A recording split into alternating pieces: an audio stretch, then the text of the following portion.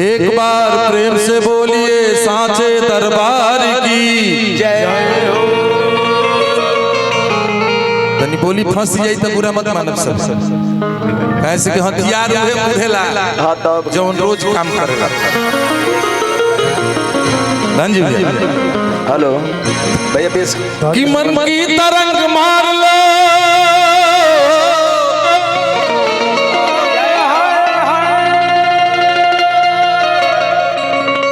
श्री रामचरितमानस में ई बात लिखल बा कि कुमति सुमति सब के उड़ रहे आ इहो बात लिखल बा कि जहां सुमति तहां संपत्ति।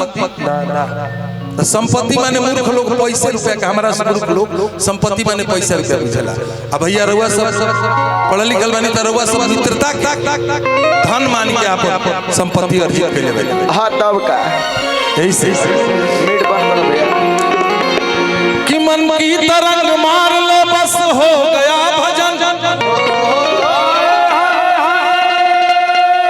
मन में जौन नेगेटिविटी बा दूसरा के प्रति चाहे अपना प्रति ओकरा के मुआ खत्म खत्म खत्म। मन की तरंग मार लो बस हो गया भजन।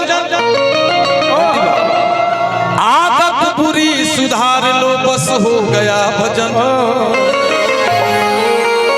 प्रातः स्मरणीय मानस हंस स्वर्गीय गायत्री ठाकुर जी के बात बात में बहुत रहनिया ई हमनी के गाय बजाई के रवा सबसे आशीर्वाद देवे के कोशिश करनी है। एगो भजन छोटी छोटी कैसे कलाकार के संख्या बहुत ज्यादा बा, मात्र 2 गीत खातिर परोसत निर्वा सबके कि सब त कृपा बा।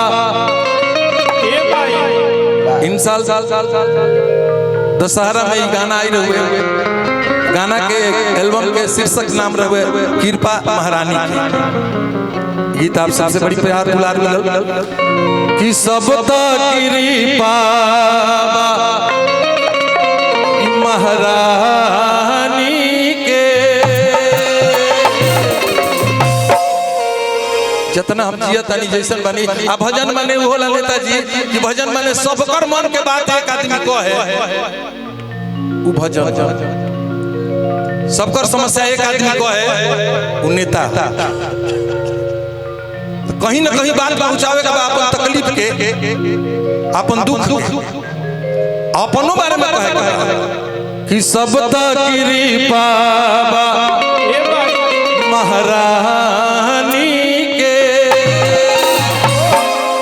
मन करी तो थोड़ा सा रउआ सब पर लागू होई बात हमरो पर लागू होता का कि हम त बुलबुल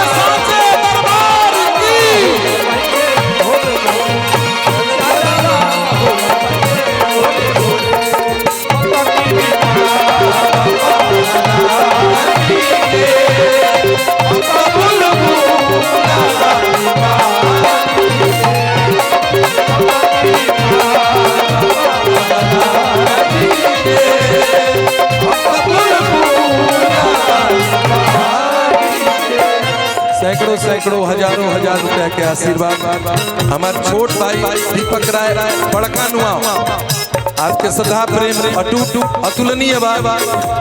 अभी तक हमनी के प्रेम के डोर और संबंध बनल बा। आदरणीय धनजी भैया बहुत बहुत निमन बन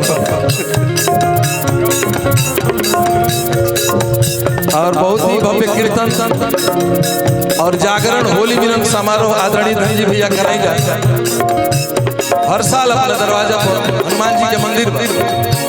आदरणीय की तरफ से बहुत बहुत सम्मान आदरणीय हमारे कवि जी नंद बिहारी भैया आपके तरफ से बहुत बहुत सम्मान बा, स्वागत का बंदन अभिनंदन सबके प्रणाम। आए गौरी बात धीरज भैया मोबाइल ना है मेरा गाना सुना एक बार कितना दिन पर संतोष भैया बैठल बनी, अध्यक्ष जी बैठल बनी, हमारे बड़का भैया बैठल, सबके साथ हे माई हमारा ऐसन करम अभागा के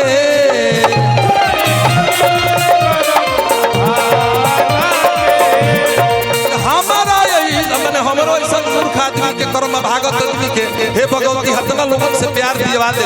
हाँ तब का हमारा ऐसा कर्म अभागा के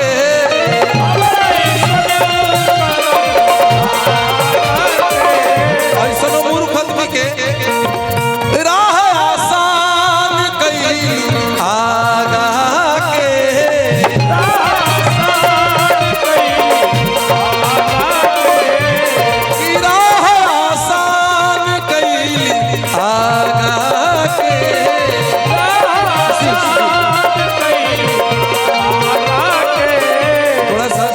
थोड़ा सा थोड़ा सा अब आसान कैली तब कि दाया काया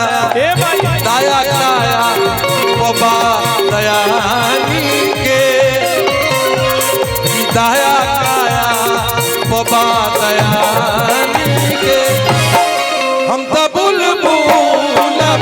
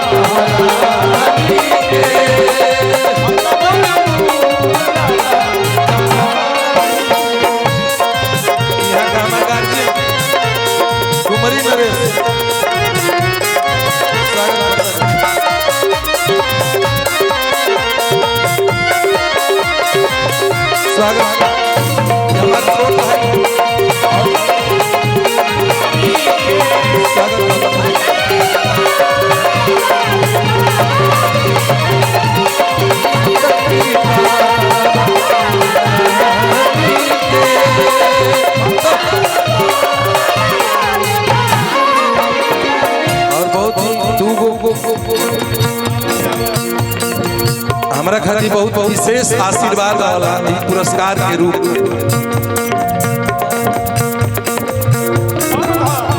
नौजवान नौजवान के रूप में जो लड़का खड़ा कांग्रेस सेवा कर रहे बड़े देश के अपना जनता के दिल से धन्यवाद आभार व्यक्त करते हैं। आप यही तेरी हमेशा अब बक्सर से ही तेरी जवान धरती है, एक से एक लाल पैदा करने ले बक्सर आप ओके धरोहर बनी रहो सब। दिल से धन्यवाद धन्यवाद आदरणीय हमारे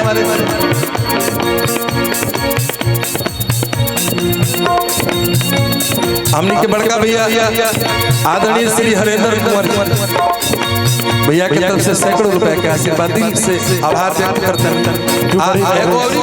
धीरज भैया हतना लोग बैठल बा रउआ सब अगर सही बात गावत तनी ध्यान हमारा का कहे बा रउआ का कहिला भाई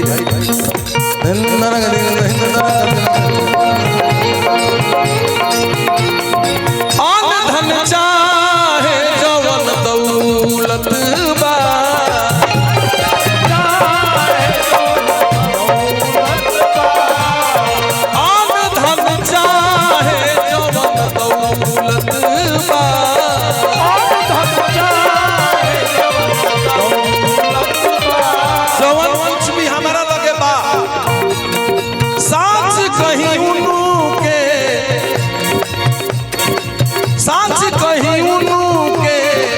दौलत बा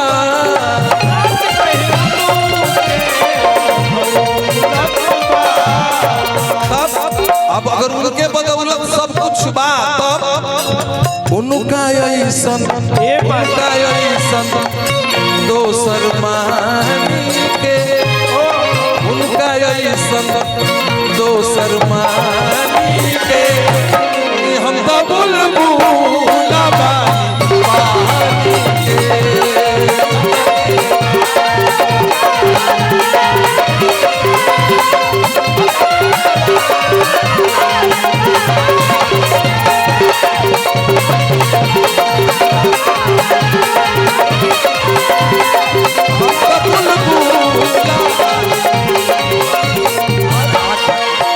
भजन के लम्हा ना कर तू आखिरी बात जे लिखल है गीत के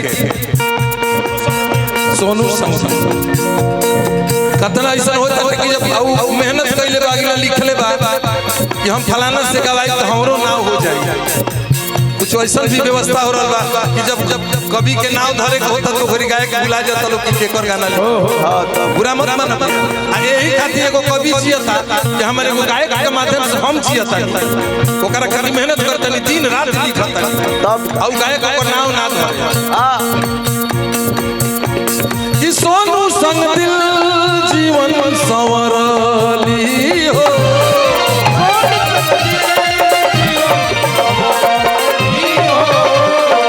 सोनू संग दिल जीवन संवरली हो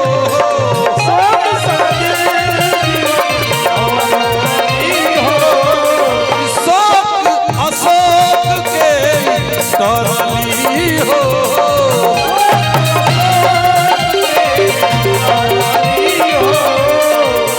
शोक दुख हमार माई हर दिली तो सब के कहे के परी जेकर जेकर माई के कृपा होला ओकरा कहे के परी बतिया कि ऋणी बानी